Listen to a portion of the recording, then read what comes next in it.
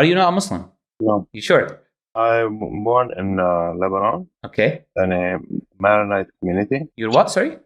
Maronite. It's a Okay. subsection of Catholics. We do look Arab though, but no, we are Christians. No problem. No issues. Okay. So how can I help you? Go ahead.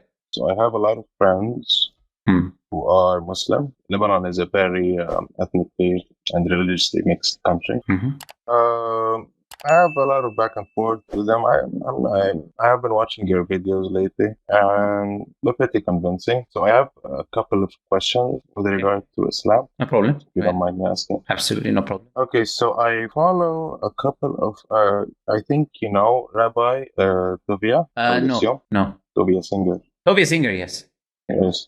So I watch a lot of his content, and he speaks very highly of Islam, and I find that very interesting. Now, as you know, in the Bible, God is referred to in a number of names, especially in the Old Testament. He's referred to as Hashem, Elohim, Adonai, Yahweh, all of these names. In Lebanon, we all refer to God as Allah. That's a pretty uniform thing. But are these names allowed in Islam? Well, we believe the names and attributes of Allah are tawqifiyya, meaning that they are based on the Quran and Sunnah. If they're not present in the Quran and Sunnah, then we do not accept that as a name of Allah. But we allow the possibility that this could be a name of Allah, because Allah did not inform us of all of His names, which means that there is a possibility that this was revealed in the past. But as long as we don't have a confirmation in the Quran or the Sunnah, because if you read Hebrew, you'll find Al Shaddai, Al Shaddad, for example, Al Shaddai, Al Shaddad. So you'll find some names that are very closer in their pronunciation with the Arabic language and meaning many of the time, because they're all Semitic languages as well. It will be some of the names and attributes that actually we have in Islam. But if a name we don't have in Islam, we don't say that that's the name of Allah, or we don't say it's not. But we're not going to call Allah that unless we've got it mentioned in the Quran and Hadith. So the way that Jesus refers to God as Abi Allah. How do you know which way that Jesus referred to God? In Arabic Bible. Why, he didn't speak Arabic? No. He spoke Aramaic. Do you know what's the word for God in Aramaic? Allah. That's what he said. Okay, but within our community, God is referred to as Al-Ab. Allah. Part of the triune God. Yeah, Al-Ab. Al-Ab, yeah. No, Al-Ab wal-Ibn wa Ruh al-Qudus is a different story. But we're saying the term for God is Allah, still in the Bible. Point is, you mentioned that, but but you mentioned Jesus. The point is, Jesus called God Allah. That's why he called God. So this is always, because you mentioned him, why he would call God. This is why he called God. It's the same thing that we call God. So the idea of referring to God as the Father is not permissible. No, absolutely not. Because it insinuates that he has a son, and a son is not befitting the majesty. Not even like in like a semantic sense. No, not in any sense. Literally. Not under any circumstance. You could have a good meaning but use a wrong term. Just because you have a good meaning, that does not invalidate the terms that you use. You could have a good intention and call someone something disrespectful in a country. You're still being disrespectful towards that person, even if you have a good intention. So when you attribute deficiency to God, it's irrelevant what your intention is, because it's deficiency. Okay.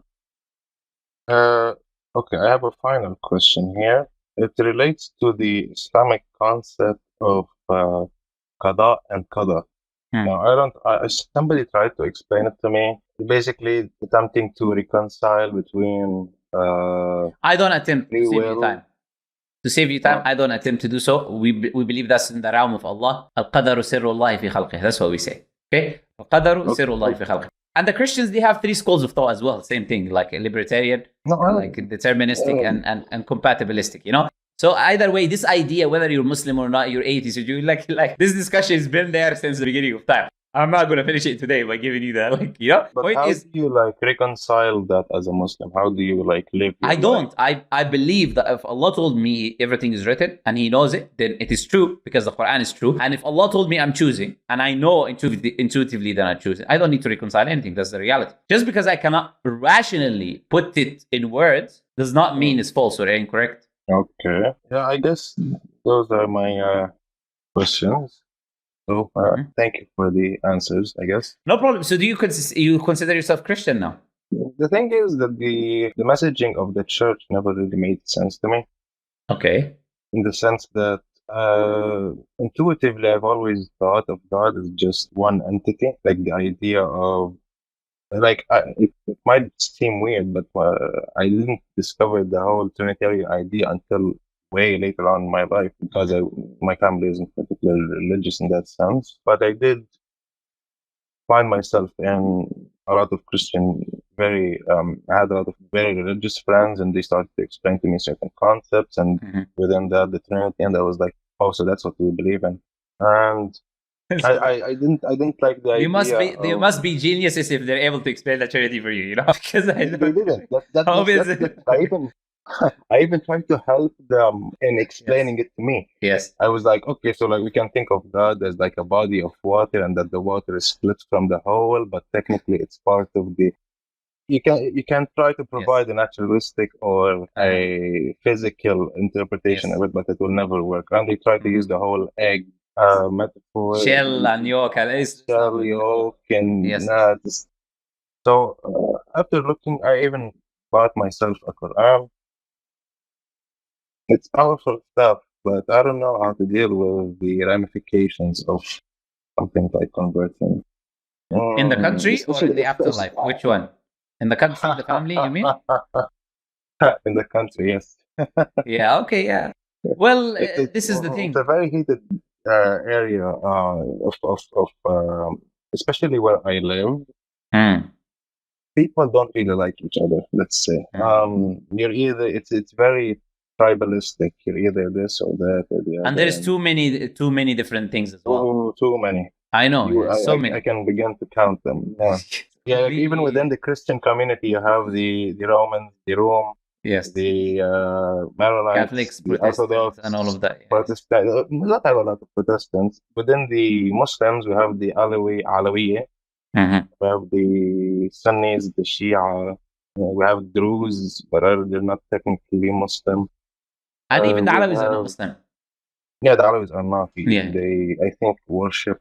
They have a trinity of their own. They have a trinity of their own. Anyways, you don't need to get into it. But the point is, look, why do you need other people to know your personal faith? I feel like if something like religion is best practiced in a community. True. Best practice when people know who you are. And I don't think I would shy away from something like that.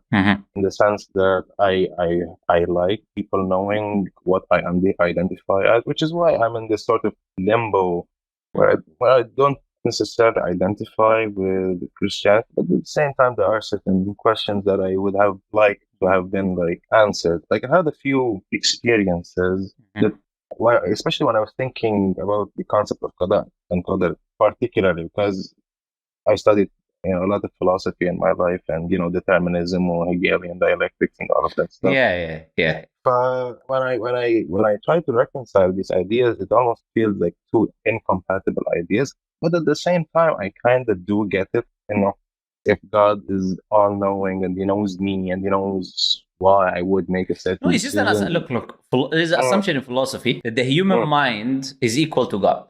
You assume that you can understand everything. No, God knows my mind. God knows. No, it's not about God. No. You've not got what I said. I'm saying it's an assumption that through your mind you can understand everything.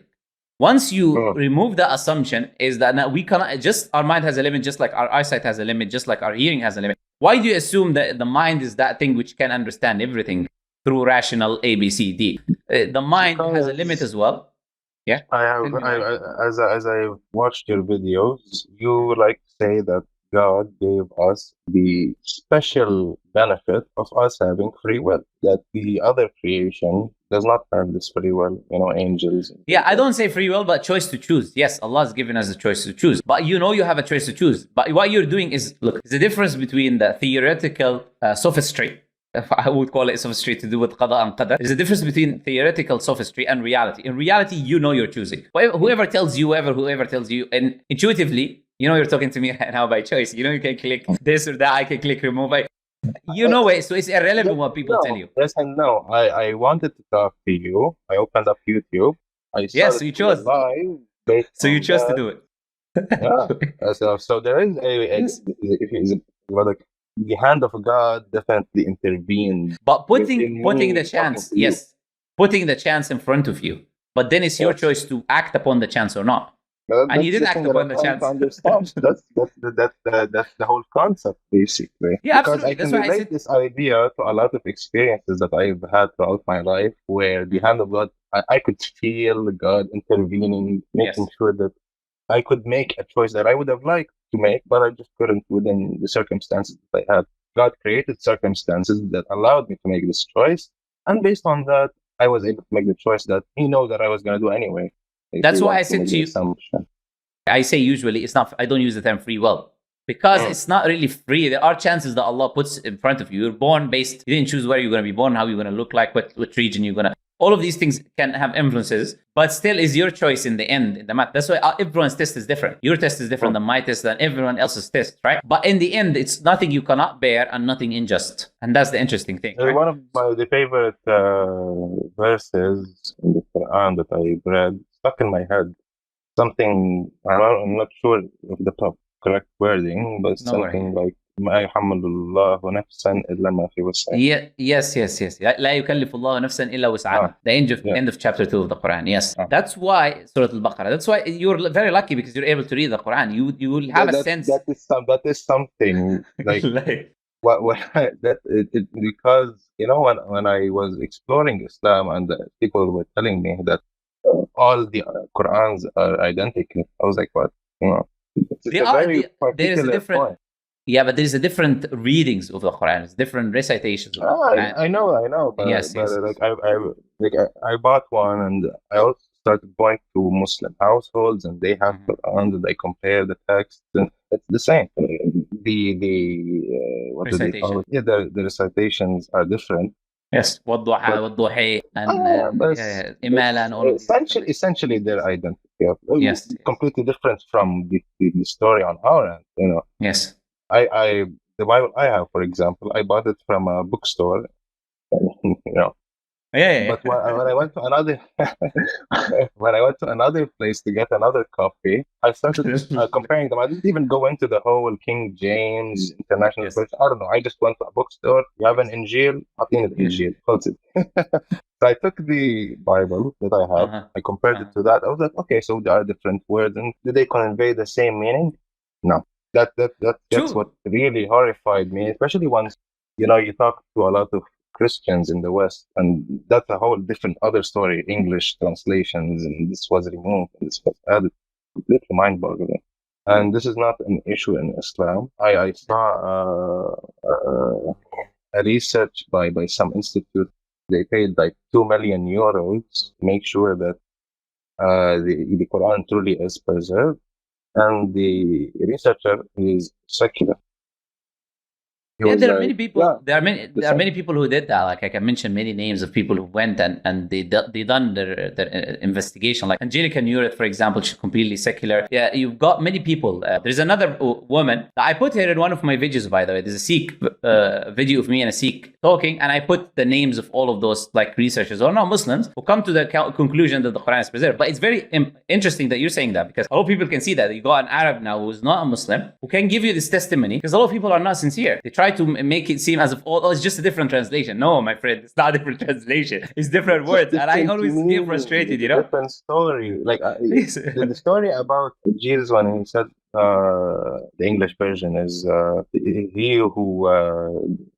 It's about casting the first stone at the yes. In chapter 7 of John. And then I watched your video, and you said the entire part. I don't know if it's your video was added later on. My video, yes. This was, I guess. I was like, what? This is like a cornerstone of the religion. That because they keep using in the church, isn't it? Like, yes. That's true. Like, we're not like the whole refutation about the Muslims stone people all the time.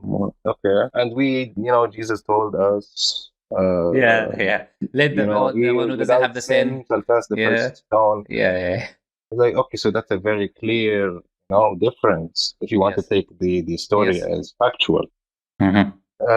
After I did that and I checked it on top of that, yes, I did read the footnotes and put it. Yep, this is not in the original or in the older versions of the Bible, and it is That's the thing. Everyone can check. This is the age of the internet. No one anymore can be in the church and no one can force people to be in a church and not know the truth and this and that, or don't ask questions. You cannot do that anymore. Now the internet is the open. That's why Islam is the fastest growing religion, because it's an open place now. Now everyone can investigate anything, study anything, and know anything, and they will eventually come to the fact that Islam is the truth, and then adopt it if they are sincere and honest individuals. But you probably have seen on my videos how many people who come and they try, even though how much evidence you give them as Christians, they say, no, it's still the same. Brother, like, friend, listen, it's not me, it's the NIV saying this. Like, no, it's still the same. Okay, like, it's blind, I like looking at things in a very objective manner. If I see a mistake, I would point it out. I don't care if it's my religion, somebody else's religion. Mm-hmm. I like looking at the facts. But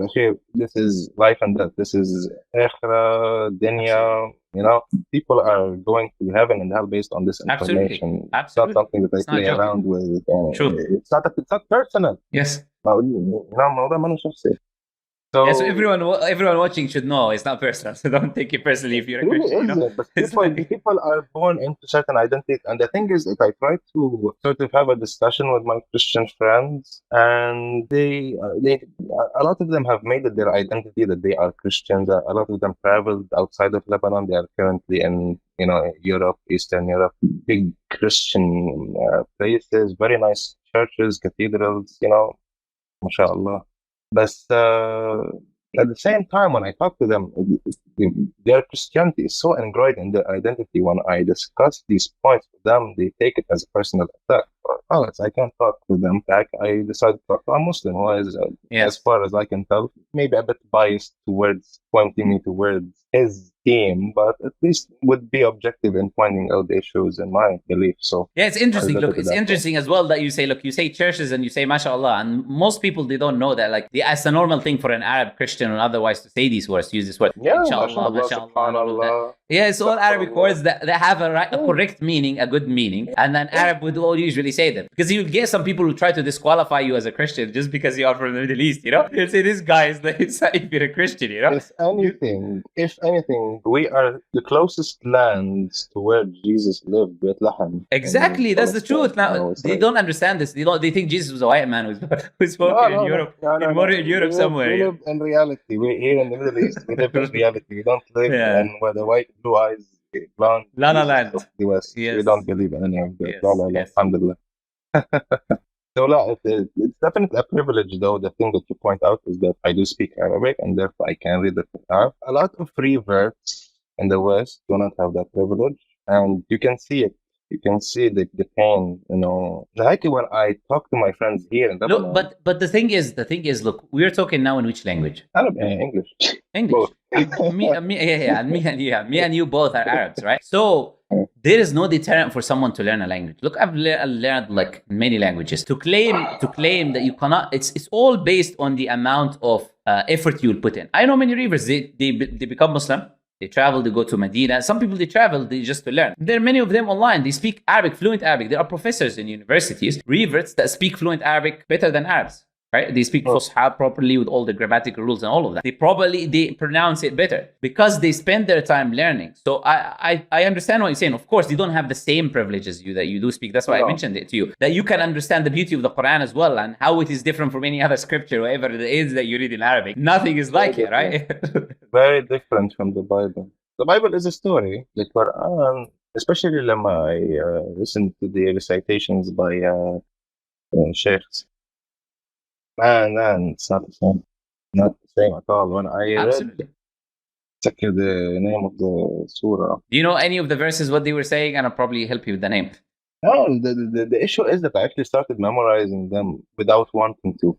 Exactly. Look, why you just say something that is so beautiful now? Why? Because Allah says in the Quran, وَلَقَدْ يَسَّرْنَا الْقُرْآنَ لِلذِّكْرِ فَهَلْ مِن مُدَّكِرٍ. We have made the Quran easy for memorization, that you don't even need to put effort. Incredible. You just listen to the Quran as a Christian and you memorize it, I didn't put any effort into it. There are a lot of verses in the Bible that I didn't memorize, especially in the New Testament. But I think I put effort into memorizing those verses. When I was just listening to the Quran, I was like, okay, Surah Al-Baqarah, okay, I started memorizing it. ذلك الكتاب لا ريب فيه هدى للمتقين. هدى للمتقين. Yeah, I'm telling you, it's insane. I couldn't see that. Yeah. Subhanallah. So anyway, thank you for your time. No problem. Muhammad. No problem. Thank you for answering my questions as much as you could, within reason. So yeah, I'm gonna I'll clear up the stage if anybody No problem. If you got any other questions, you're welcome to come on. And I believe if you like, I can see sincerity from you. And if this is the case, you're a sincere person, I know Allah will guide you. Because Allah Azza wa Jal, وَالَّذِينَ جَاهَدُوا فِينَا لَنَهْدِيَنَّهُمْ سُبُلَنَا. Those who struggle to find us, will guide them our ways. Allah will guide you. If you actually try to find the truth and you do your best, you read, you investigate, I don't have no doubt that you will eventually. The thing is that I would like as far as I can tell, Islam appeals, especially when you discuss things surrounding intellect, the brain. God gave us intellect, and in a sense, He gave us this intellect to find Him through it. The Quran many times mentions the wheel albab. الذين يتفكرون في آيات, these kinds of words. God is targeting people who think, who use their brain, who look around them and observe, and they're like, maybe like the idea of being atheist to me is just not even makes zero sense. That's way too far off. But that's besides the point. I did have a lot of issues, for example, especially with the Prophet Muhammad. Early on, but then I saw the videos. It made sense, especially the wars, his marriage to Aisha, all of these things. It's very, very typical Christian problems, which end up being not even an issue because we have those same things. And but being born in the 21st century and being used to the ideas of modernity and liberalism, especially through social media and YouTube and stuff like that. When I first heard about it, I was like, what? How old was she? So, but then I was like, you have improved a lot in the last 1400 years. SubhanAllah. You just look like less than 100 years back in Lebanon. You just ask the people the ages that they were getting married. Lebanon is a different story, brother. Even other than Lebanon, even in any other place, Egypt, Morocco, Algeria, Tunisia, just 100 years ago, you'll ask your great grandmother or someone's grandmother today. I know, but I was born. Again, surrounded by these ideas, and a point to be made, the Western propaganda machine is very strong, especially here in Lebanon. A lot of the people, especially my age, they think like Westerners, age of consent is 18, stuff like that, even though Lebanese constitution says there is no age of consent. I was like, where did we get the number 18 from? It's like, let me surprise you with something now. If Prophet Muhammad والسلام, was alive today in the USA, he would abide by the laws of the land. Right? No. He can legally get married. He can legally do the same marriage today. You mean in certain states? Yes, in more than half the states, in 2/3 of the states. Again, this is the. So let alone 1,400 years. There's a separation between the age of marriage and age of consent. Marriage has no limit age with parental consent in 2/3 of the states. So those people who come, they talk even today. Muhammad is alive today.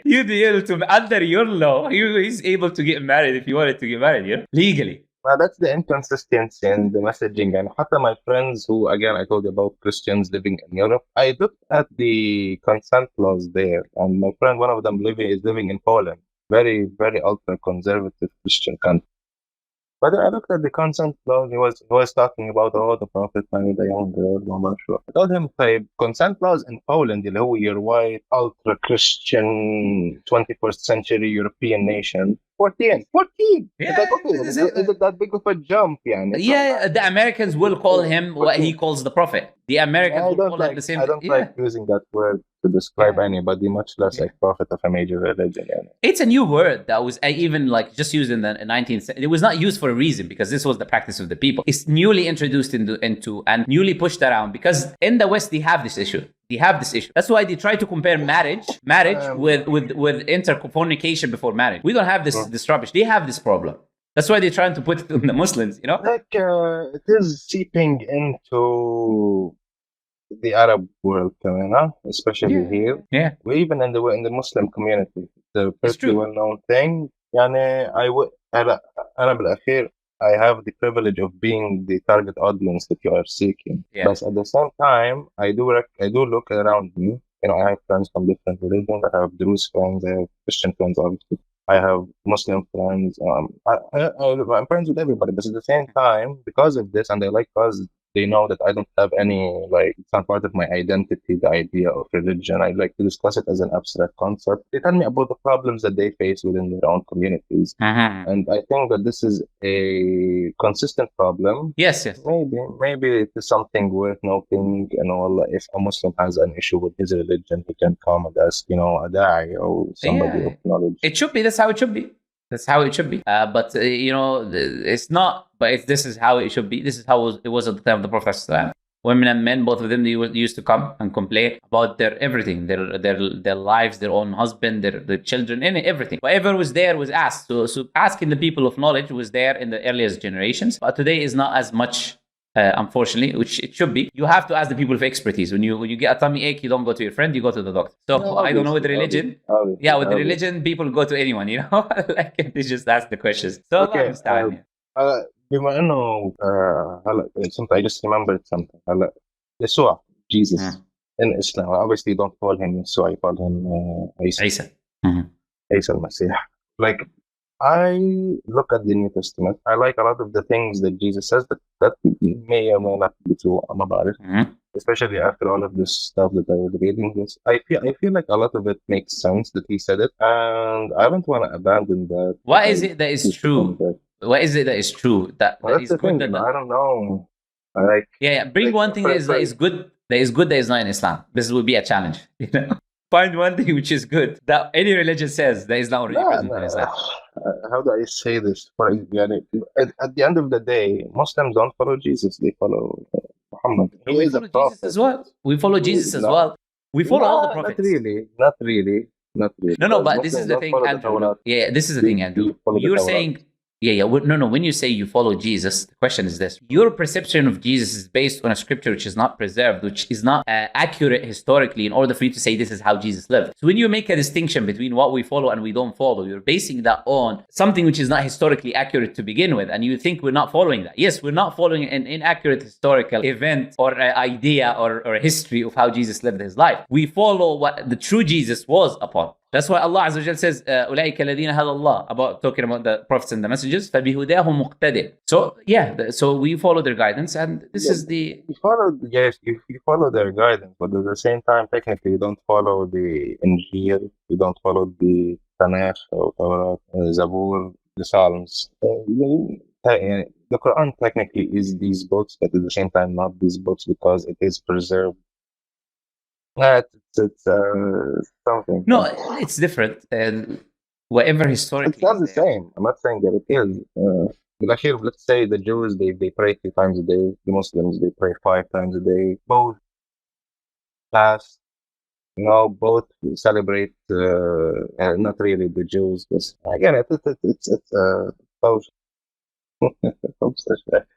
I definitely see myself. I definitely see myself in the religion. It's just gonna be a way of trying to I don't know.